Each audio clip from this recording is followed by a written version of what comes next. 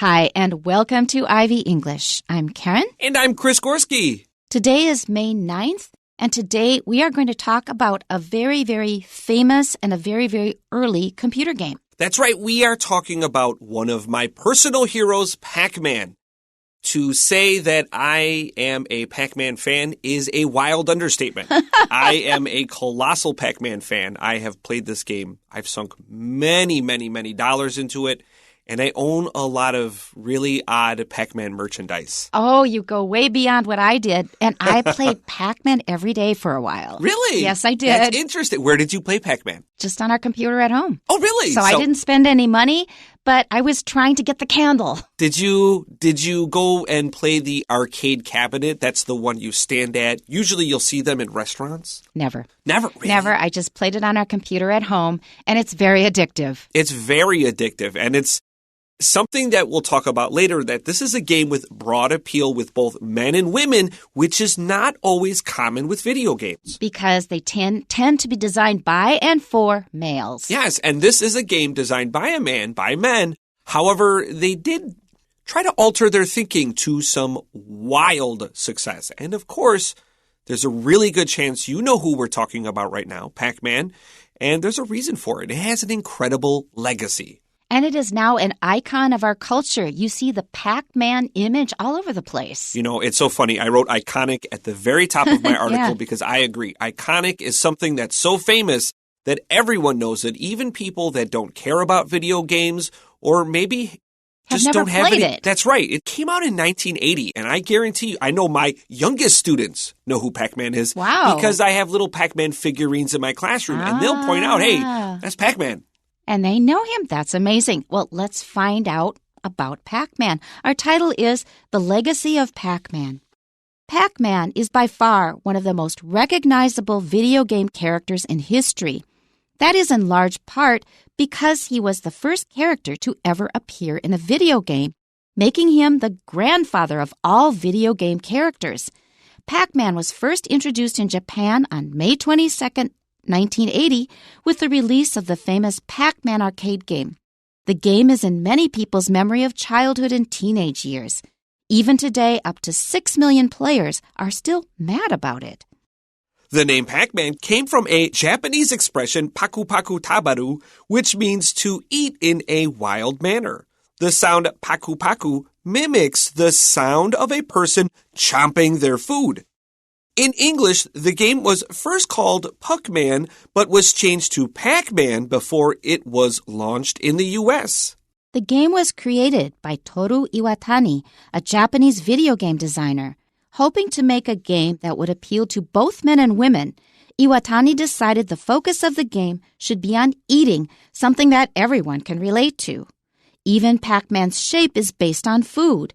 The inspiration for Pac-Man's character came from a pizza with a single slice removed. The space where the slice was missing became the character's mouth. In the video game, players must travel through a maze and eat dots of energy while avoiding the ghosts that roam the passageways. If one of the ghosts, who are named Blinky, Pinky, Inky, and Clyde, catches Pac-Man, then the player loses a life. While the concept is simple, finishing the game is anything but easy. In fact, the original Pac-Man can't even be completed because of a glitch on the 256th level. So I have to ask you, Chris, did you reach the 256th level? No. In fact, only a few people have in history, including a ridiculous man that was just in the news this morning. Really? Yes, you're kidding. Yes, he's a cartoon character of a human being, but he's a really good Pac-Man player. From the U.S.? Yes. Figures. So just to describe this man, he has a mullet, which is a very old-fashioned haircut, long hair in the back. He wears an American tie everywhere he goes. And when he gets a top score, you can put in your name in the game. You write your initials. My initials are CAP. He always puts USA. Just to give you an idea, the kind of person patriotic. this guy is. He's very patriotic. So where does he live? Do you know? Do you want to guess? Just take a guess. Think of where this person could live. Arkansas. Florida. Oh, okay. Doesn't this make sense? South. Okay, this may actually cover a lot of cultural background that not all our listeners have. We'll try to cover it as we go over the article. Our title again is The Legacy of Pac-Man. How do you describe a legacy? So a legacy, I thought about this. The legacy in this context is the impact of something or somebody has from the past on the current times. Okay, so that means that you have done something notable in your life and it gets passed on to your children and maybe not just your children, but to the whole culture. That's that is right. A legacy. It's related to the word legend. Okay, our first paragraph. Pac-Man is by far one of the most recognizable video game characters in history. Now, that is a broad, sweeping statement. Broad and sweeping means you are making a very big claim. You better be sure that it's true before you say something like this. In your own writing, if you're not so sure, you can hedge. H-E-D-G-E, H-E-D-G-E. We might say Pac-Man is by far, perhaps, you can hedge it. Because if you're not absolutely sure that you're right, be careful about making an absolute kind of a statement. But apparently this writer is very sure. I agree with this statement. Okay, you're probably right. And the word recognizable is interesting because it has two stresses. Not just recognizable or recognizable, it's recognizable. You really have to put two stresses in it to read it right. So wherever you go, people will recognize this game character in all of history. I mean, that's really a big deal. That is in large part because he was the first character to ever appear at a video game, making him the grandfather of all video game characters. Now, the word grandfather here is really interesting. That means there's a really great word in Chinese for it, which means the beginning ancestor. That means he was the one who started this whole thing, which ended up being a huge thing. This is absolutely correct.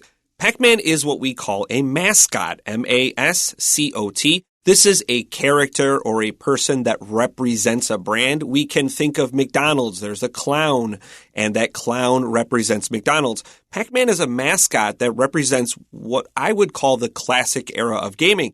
Now, this sounds a little funny because Pac-Man came out in 1980, but the very first video games came out in the late 1960s. Oh, 60s. 60s, that's wow, right, the very 70s, first ones. Yeah. But 70s is where they really got their footing with like Pong and Space Invaders and Breakout.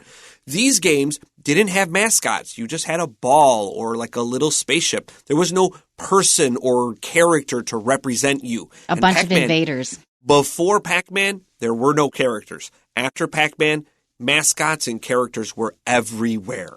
I didn't really know that. Yeah, I knew he was big, but I didn't realize it was that big of a change. Pac-Man was first introduced in Japan on May 22nd, 1980, with the release of the famous Pac-Man arcade game. I didn't know they would know it that precisely, but I guess it's in their history, and the people who created him will certainly have records of when it happened. And the next thing that came to mind as I was reading this was Chris talking about playing Pac-Man in a video game arcade. That's something I have never done. So an arcade is a place where you will go play video games. Usually they were in malls or they would be in the front of a laundromat or a place you had to spend time. Like while you're waiting to sit down at a restaurant, they'll have 2 or 3 arcade cabinets. Those are big boxes that have usually one arcade game in it. And you put in 25 cents, which is about what, NT? 8 NT maybe? 8 NT, 9 NT, sure. Yeah. And you play for 2 or 3 minutes, then you try to beat your friend's score. And it is a very addictive process. In the first year alone, Pac-Man made over $1 billion. You're kidding. $1 billion. And I just want to mention that Chris was describing the situation in North America at the time. In Taiwan, I was already in Taiwan by then. Really? Yes, I was here in the 70s. So I saw the beginning of it at that time because, you know, in Taiwan, we have a lot of small to medium-sized stores rather than these huge, gigantic stores, which we have now, but there were not so many back then. It was just like you would have like a sundries store and then a bakery and then a video arcade. They were just scattered among the other stores in Taiwan. My wife, her grandparents owned a very small convenience store. And in the front, they didn't have Pac-Man, but they had the next big game after Pac-Man, which was Donkey Kong. So the gorilla, and he throws barrels, and Mario's at the bottom. Yeah. My wife, when she was very small, would play Donkey Kong in the very front of her family's convenience store. How interesting. I wasn't as into Donkey Kong, but I was definitely into Pac-Man. Our next sentence, the game is in many people's memory of childhood and teenage years. Yeah, absolutely. I love this game. It's just to say that. It's so simple and very addictive. Yes, and challenging. And you get really irritated when you've just missed it. And then you want to play it again. You want to get that candle. I was always after the candle. Even today, up to 6 million players are still mad about it. And mad here does not mean angry. It means crazy about it, which means you love it a lot. Now, honestly, when I saw 6 million players, I thought, that's it? That's all? I think this is maybe just based upon like verified sales. I will tell you, Pac-Man is still very widely played. Yes, but I think it's probably on your home computer rather than in an arcade. Home computer? Well, you can now have the actual arcade experience on your cell phone or your electronic device. Those game files are tiny and they fit on our devices very easily. Right. It's just not the same experience as holding that controller and those things, but it's effectively the same game. Plus the many versions like the one you played on your computer and the other versions that came out. Wow, it was a big deal. Let's move on. Next paragraph. The name Pac-Man came from a Japanese expression. Karen, would you say this sentence? Because you say it so well. Paku paku taberu. Sounds so pretty. I like Japanese. Which means to eat in a wild manner. Okay, so they got the name from one of these expressions in Japanese. And there are lots and lots of expressions like these in Japanese to describe either a sound or some kind of emotion, like horu horu or something like that. They are reduplicatives. That means it's the same word repeated. It's usually 2 syllables, and you add a verb at the end. And this is a very typical one. Paku paku taberu. That means that you are chomping, as the sentence says. That's right. And Karen did a nice English version of this, chomp, chomp, chomp. This is an onomatopoeia. This is a word that describes your sound that you're making. So I think like goo, goo, goo, or what's another good one? Mo. I don't know, gao, gao, gao, or something. We don't say mo in Chinese. We say mu. That's you say right. moo. So those are onomatopoeias that represent these sounds. Or wang, wang, wang for dogs. Yes, that's a good one. Yeah. You can also duplicate the sound Pac-Man makes with your own body. This is true. This is a weird thing. If you remember what Pac-Man really sounds like, you put your finger in your ear and you move it up and down. You have to put it in the hole. And I swear it sounds just like Pac-Man. I didn't know that. I'm going to go home and try it. Goodness. Okay. Let's go to our next sentence. The sound paku paku mimics the sound of a person chomping their food. Mimic means to copy or to imitate. So in Japanese, you have all these expressions that, like Chris said, they're onomatopoeia. They are sounds that actually imitate the sound that something else produces, in this case of people chewing on their food. In English, the game was first called Puck-Man, but was changed to Pac-Man before it was launched in the U.S. What do you think of when you see Puck-Man? I know the reason why it was changed. So we'll get to that in a minute. Maybe the truth blinds me what you're going for. Oh, what I'm going for is I'm just an ordinary Minnesotan close to the border. I think of a Canadian playing hockey. Oh, yes. That's what I think of. He's a Puck-Man. This is actually when they first came up with the name Puck-Man, they were thinking hockey. The pizza, as we've kind of already described. Pizza was their inspiration, but they were thinking, how do we sell this to a Western audience? Right. It looks like a hockey puck. Looks like a hockey puck. That's right. They didn't go with the pizza option. They went with a hockey puck. So he was called Puck-Man. But what's the problem with this name? You're going to explain it to us, aren't you? Yes, I am. Do you know? You must know. I can think of something maybe obscene possibly is associated with right. it. Because usually when people make a big change, it's because it makes people think of something that's not proper. That's right. So Puck-Man looks like a very naughty word in English. It ends in UCK. Yeah. And P looks like the letter F. I'll let you do the math. Well, tell me a word that starts with F and ends with UCK. I don't want to get fired. No. Fire truck. Okay, you can remember that one. You can try that on people. This is a good joke for my older students. Okay, so they changed it for that reason. But honestly, I suppose I had it in my mind as a possibility. But that image of a really padded Canadian guy playing hockey, and like whipping that puck across the ice and hitting somebody in the cheek was really strong. Oh, yeah. Okay, paragraph 3. The game was created by Toru Iwatani, a Japanese video game designer. So that tells you who actually invented this game. First of all, he's Japanese. His profession was designing video games, and his name is Toru Iwatani. You can check the Chinese characters in your magazine. Hoping to make a game that would appeal to both men and women, Iwatani decided the focus of the game should be on eating, something that everyone can relate to. Now, what this makes me think of is, what do Taiwanese love to talk about most? Oh, food. Food, right? Food. Now, we kind of put that on Chinese speakers, but we talk a lot about food too. Yeah, Probably I in any suppose language. so. Yeah, but it's really serious in Chinese-speaking culture. I agree. I think it's a very good distinction because foreigners also talk a lot about food, but Yes. I think there is extra emphasis because I know if I ever share a story about a location or back home, students love to ask me, what's the food like? Exactly. That's a yeah. question I wouldn't normally ask. That's right. So food is a huge, huge topic in Taiwan. I would say it's a big topic elsewhere. It's just even bigger here, I would say. And I really like the fact that he did try to address both men and women because women are often left out of video game design. And I, frankly, was totally put off by most video games that came out. In the early days, it wasn't so bad when they were simpler, but I am not interested in shooting people constantly. I don't like the violence. I don't like using women as sex objects. It doesn't appeal to me. I'm sorry. I'm a straight woman. This really does not appeal. I find it kind of disgusting myself.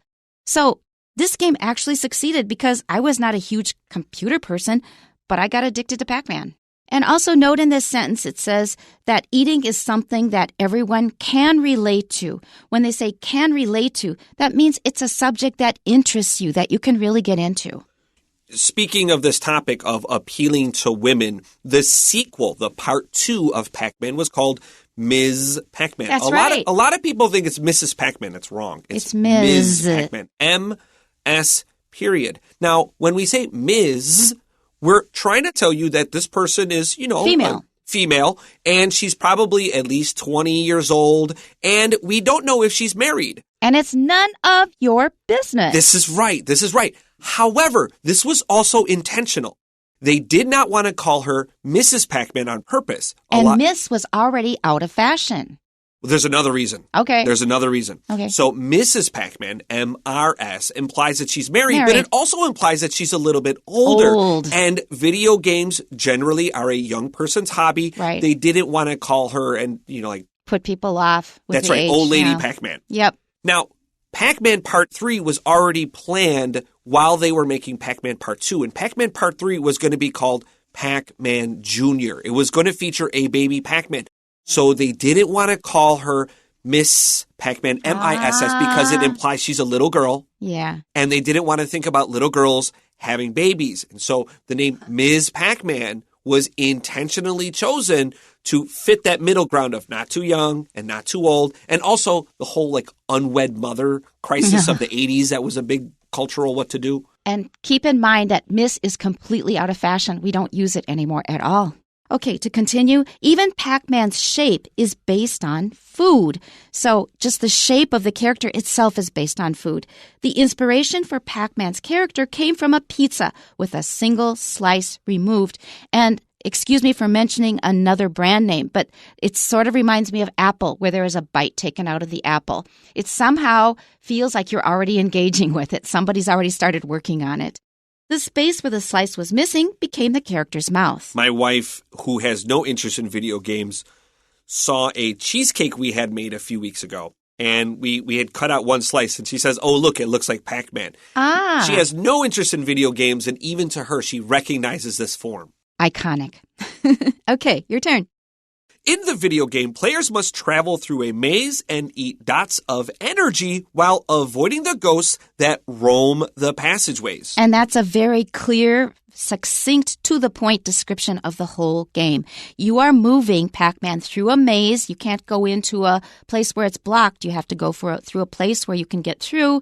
And as you are moving, you're just eating dot, dot, dot, dot, dot. It gives you energy, but you have to watch out because these ghosts are always around, and you have to watch out that you do not get eaten by the ghosts. The word roam here means to walk around. It feels a little bit aimless, like they don't have a goal, but in fact, they're all programmed different ways. Oh, interesting. Our next sentence, if one of the ghosts, who are named Blinky, Pinky, Inky, and Clyde, catches Pac-Man, then the player loses a life. And that was always kind of scary for me. I thought, oh my God, I've died. But then I learned how it works in a video game. You get more lives. I love the color of the ghosts. To me, it's one of those things that stand out. Pac-Man is a very dark game. It's a black screen with a very deep indigo blue for the maze. And Pac-Man is a very bright, vivid yellow. And these ghosts, Pinky, Blinky, Inky, and Clyde, are red, pink, cyan, which is a bright blue, and orange. And it's a very beautiful contrasting game, very eye-catching. Actually, I played it in just two colors, just dark blue and basically very light gray.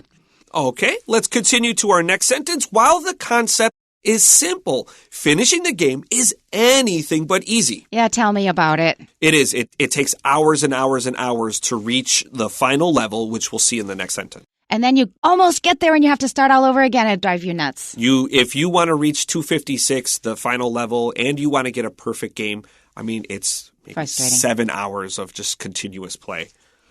Let's continue. In fact, the original Pac-Man can't even be completed because of a glitch on the 256th level. This is a really funny and very useful word. A glitch is something that is wrong. There is an error somewhere. Something is not working right. And as a player who's been spending a lot of time on it, if you find out the reason you can't reach the level is the game's fault, you will get really upset. That's right. When a game is designed in a poor way, you can get captured and you have to wait to die and restart. This is called soft locking. Glitches is when the program itself has a problem. And I agree, it's an extremely useful word. Pac-Man on the 256th level actually runs out of data, out of its memory, because of this is an 8-bit game. And if you know anything about programming, those numbers will roll over and half of the screen just becomes nonsense. It's unplayable, it's unfinishable, and it's an iconic thing. You can actually download a game called Pac-Man 256 to kind of experience that. It's a free game, it's quite fun, and it's a new way to play Pac-Man. And it's a new way to be frustrated. Okay, we have 2 questions for you. What did you learn? 1, why did the creator of Pac-Man focus the game on eating? Well, eating is something we all do, so it appeals to both men and women. Number 2, what is the objective of the Pac-Man game? The objective of Pac-Man is to travel through a maze and eat dots of energy while avoiding those 4 ghosts that roam the hallway. Before we go, I have a final story for everyone. One of the earliest and most important games was Pong. And Pong is a lot like tennis. It's just 2 little paddles that bounce a ball back and forth. And it was very, very simple. Very simple. And when it first came out, the company that developed it, Atari, asked a few bar owners, hey, can we put this here? And we want to test our product. And the bar owner says, okay. And that same night, they call him, and the bar owner is super mad. He says, get this pile of garbage out of my restaurant. What is it doing here? It broke on the first night. Oh. And they feel really confused. And so they travel all the way to this bar, and the guy looks at, he turns it on. It turns on fine. He touches the buttons. It works okay. Yeah. And so he unlocks it, the machine where all the internal computer boards are, and he opens it, and piles of money fell out. The problem was that there was so much money inside that they could not stuff even 1 more quarter inside. The game broke because it was that successful. Too successful. The problems of success. That's it for today. We'll see you next time. Bye-bye. Bye-bye.